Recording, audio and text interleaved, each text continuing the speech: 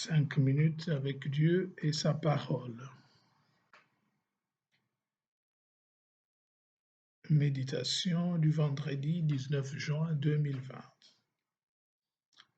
à l'occasion de la fête du Sacré-Cœur de Jésus. Un cœur vivant et palpitant. En ce temps-là, Jésus prit la parole et dit, « Père, Seigneur du ciel et de la terre, je proclame ta louange.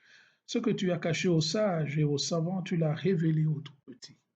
Oui, Père, tu l'as voulu ainsi dans ta bienveillance. Tout m'a été remis par mon Père. Personne ne connaît le Fils sinon le Père, et personne ne connaît le Père sinon le Fils, et celui à qui le Fils veut les révéler. » Bien-aimés dans le Seigneur, Shalom. En célébrant cette solennité du très saint cœur de Jésus, il convient que nous puissions contempler ce cœur qui est la source même de notre salut.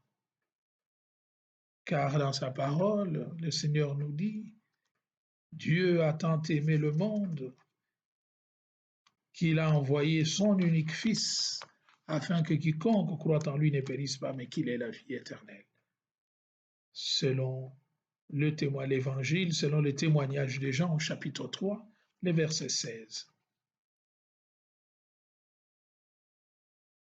C'est donc l'amour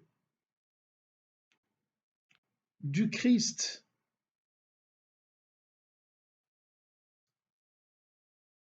qui se donne librement pour notre salut, notre libération. Pour tous les frères, Jésus s'est donné librement en conformité à la volonté de son Père, parce qu'il voulait accomplir cette volonté du Père. Son amour est un amour fidèle et éternel, un amour tendre et miséricordieux. En nous mettant donc à l'école du cœur de Jésus, c'est-à-dire de cet amour miséricordieux, éternel et tendre, nous apprenons à accueillir ce même amour de Dieu pour nous, à aimer comme lui nous a aimés et à dilater, à éclater nos cœurs aux dimensions du monde, aux dimensions universelles, parce que l'amour ne doit pas nous enfermer dans un ghetto sclérosé, mais l'amour doit nous ouvrir aux horizons universels pour aimer tout homme et chaque homme créé à l'image de Dieu.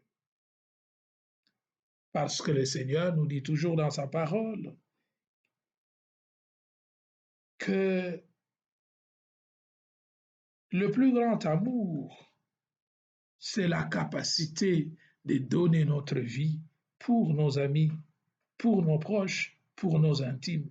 Il n'y a pas de plus grand amour que de donner sa vie pour ceux que l'on aime.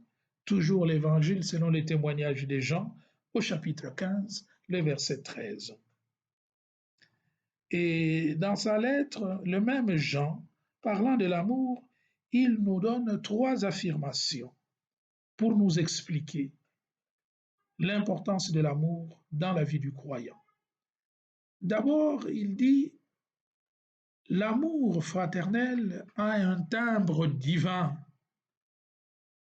parce qu'il tire son origine de Dieu. La deuxième affirmation est que l'amour est une exigence naturelle, une exigence de nature, parce que quiconque aime est né de Dieu. Dieu lui communique sa nature et sa vie, et alors il devient le reflet de la vie et de la nature divine pour les autres. Et la troisième affirmation que nous donne Saint Jean est que celui qui aime connaît Dieu, c'est-à-dire il a une connaissance immédiate de Dieu.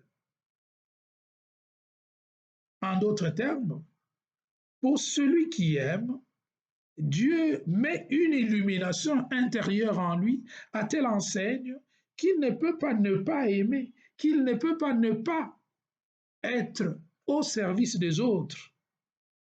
Cette connaissance lui est donnée comme par enchantement. Le fait qu'il a cette lumière intérieure qui l'éclaire, alors cette lumière le met en branle pour qu'il connaisse les pensées de Dieu et qu'il puisse agir naturellement, mu par cette grâce que Dieu a infuse en lui. Alors, pour nous faire bien comprendre ses pensées les plus secrètes, les plus intimes, les pensées de son cœur, au travers du déploiement historique du mystère de notre salut, Dieu a utilisé plusieurs facettes, disons trois figures, trois images, pour nous faire comprendre l'amour qu'il a pour nous, pour l'humanité. La première image est que Dieu, Jésus, quand il vient, il prend l'image du bon pasteur. Le bon pasteur, celui qui a un projet de miséricorde, un projet de bonheur pour l'homme, les dieux miséricordieux. Donc, tour à tour, Dieu va utiliser d'abord l'image du bon pasteur qui est miséricordieux, qui peut pardonner, qui peut accueillir. Et la deuxième image, c'est l'image du côté ouvert, le côté transpercé. Pour nous montrer de quel amour il nous aime, Dieu va utiliser l'image de son côté qui est transpercé par amour pour nous. Et de ce côté transpercé jaillit l'eau et le sang qui vont faire naître les sacrements de l'Église par lesquels l'homme est purifié et sanctifié. Et enfin, Dieu va se montrer comme à travers la contemplation de ce cœur même de Jésus. L'amour de Dieu, c'est le cœur de Jésus qui est le symbole des merveilles de l'amour que Dieu a pour nous. Ce cœur qui peut souffrir pour que l'homme soit sauvé. Donc le cœur de Jésus est source d'inspiration pour l'homme et pour les chrétiens. C'est pourquoi Jésus, aujourd'hui dans l'Évangile, il va exulter de joie, il va célébrer son Magnificat, le Magnificat de Jésus. Le connaissez-vous? Eh bien, c'est celui-ci. C'est ce qu'on appelle l'hymne des jubilations. Donc, le petit hymne des jubilations où Jésus, il, il, est, il est irradié par la joie intérieure qu'il habite et il chante son chant d'action de grâce au Seigneur. Je te rends grâce, Père, Seigneur du ciel et de la terre, de ce que tu as caché ces choses aux sages et aux savants et de l'avoir révélé aux tout petits. Oui, Père, ainsi en a voulu le mystère de ta volonté, le mystère de ta bonté. Voilà, Jésus donc nous montre ces trois images sont l'expression du même Dieu, mais pour mieux nous faire comprendre à quel amour, de quelle manière Dieu nous aime et veut réellement notre salut. Et comme pour paraphraser toujours les Écritures, Dieu a un projet de salut pour l'homme et non un projet de salut et de bonheur et non de malheur pour l'homme. Dieu se complaît donc de révéler les secrets du royaume aux petits et aux humbles. Alors, en cette fête, qu'est-ce que cela peut bien signifier? Quelle est la signification de cette fête? Ce que nous devons apprendre à accueillir l'Esprit Saint pour que, imprégné, que cet esprit imprègne dans nos cœurs, qu'il imprime dans nos cœurs les sentiments de Jésus, les mêmes sentiments que Jésus, pour que nous soyons capables d'aimer comme lui a aimé. Lui qui était Dieu, il était capable par amour à son Père et à l'humanité de se dessaisir de sa vie pour prendre notre condition humaine, mourir pour nous et nous apporter, ce faisant, le salut.